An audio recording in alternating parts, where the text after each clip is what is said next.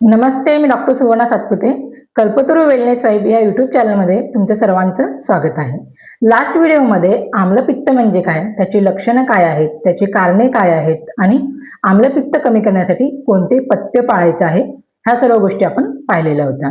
तुम्ही जर तो व्हिडिओ पाहिला नसेल तर डिस्क्रिप्शनमध्ये त्याची लिंक शेअर केलेली आहे, तुम्ही तिथे जाऊन बघू शकता.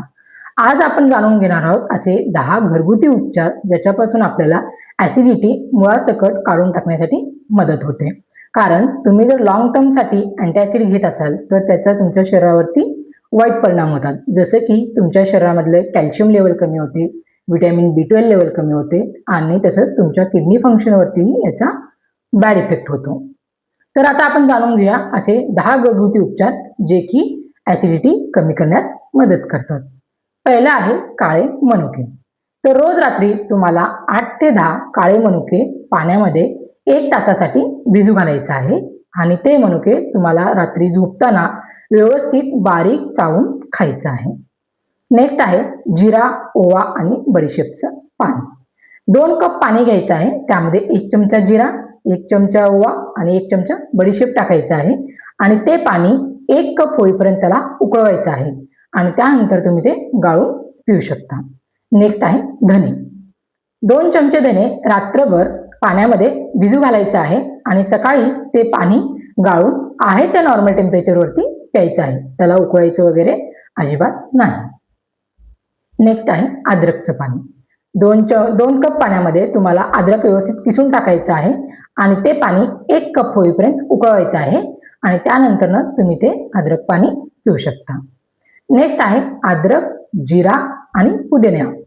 याचं पाणी कसं बनवायचं, सेम 2 कप पाण्यामध्ये अद्रक किसून टाकायचं आहे, त्यामध्ये 8 ते 10 पुदिन्याची पानं टाकायची आहे आणि 1 चमचा जिरा टाकायचा आहे आणि ते पाणी 1 कप होईपर्यंत त्याला उकळवायचं आहे आणि त्यानंतर तुम्ही ते गाळून पिऊ शकता. नेक्स्ट आहे गुलकंद. तुम्हाला कोणत्याही आयुर्वेदिक मेडिकलमध्ये गुलकंद इझिली अवेलेबल होऊन जाईल.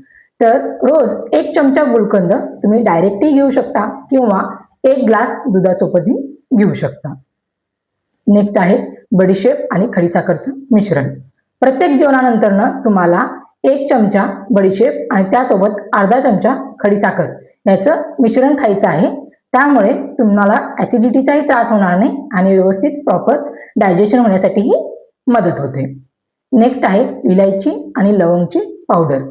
आता ते कसं बनवायचं, समप्रमाणात म्हणजे इक्वल क्वांटिटीमध्ये तुम्हाला इलायची आणि लवंग हे घ्यायचं आहे आणि व्यवस्थित तव्यावरती भाजायचं आहे आणि त्यानंतर त्याची पावडर बनवायची आहे.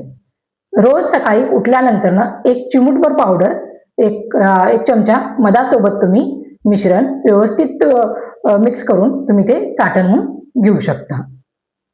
नेक्स्ट आहे दूध. जेव्हा तुम्हाला ॲसिडिटी होईल तेव्हा तुम्ही दूध फ्रीजमध्ये ठेवून 1 ग्लास गार दूध पिऊ शकता. पण रेग्युलर तुम्हाला रात्री झोपताना 1 ग्लास दूध जे नॉर्मल टेम्परेचरचं आहे ते रोज रात्री प्यायचं आहे. नेक्स्ट आता फळे जे की ॲसिडिटी कमी करण्यास मदत करतात. त्यामध्ये येतं केळी, पपई, कलिंगड आणि सफरचंद. हे सगळे ॲसिडिटी कमी करण्यास मदत करतात. ते तुम्ही तुमच्या नाश्त्यामध्येही ॲड करू शकता किंवा इव्हनिंगच्या स्नॅक्समध्येही तुम्ही ही फळे घेऊ शकता. आणि लास्ट कोकोनट वॉटर. हे तुम्हाला शरीराला हायड्रेटिंग करण्यासाठी हेल्प करतं, प्लस तुमच्या शरीरामध्ये पोटॅशियम लेवल मेंटेन करण्यासाठी हेल्प करतं आणि तसंच तुमची ॲसिडिटी कमी करण्यासाठी हेल्प करतं. तसंच तुम्हाला आणखीन काही क्वेरी असतील, काही प्रश्न असतील तर तुम्ही मला कमेंटमध्ये विचारू शकता आणि तुम्हाला जर व्हिडिओ आवडला असेल तर तुम्ही लाईक आणि सबस्क्राईब करा. थँक्यू.